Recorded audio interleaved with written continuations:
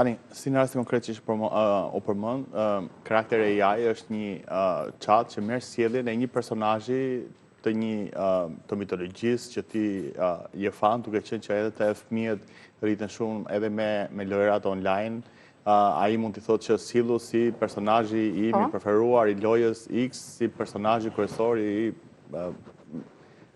një anime i një personazhi kryesor të mesjetës. Dhe ai personazhi sillet në mënyrë të tillë, mund të jetë vajzë, i thotë sillu si vajzë, nëse është djalë, si në rasti konkret që ju përmendet edhe në kronik, ai kishte filluar të krijonte një efekt emocional, duke folur çdo ditë me të, duke ndarë emocionet, duke i dhënë opinione, duke ndarë opinione me të, tani e bukur është që me generative AI këto chatbote gjenerojnë edhe imazhe. Dhe thotë që unë po të nisë si foton time, i thotë AI.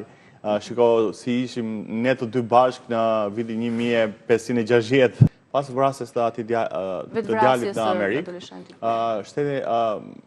shteti amerikan i ka kërkuar OpenAI-t që të ketë një parental control brenda në OpenAI, sepse momentalisht nuk ka një parental control, dhe shteti ka akses në gjithë chatet e OpenAI-t.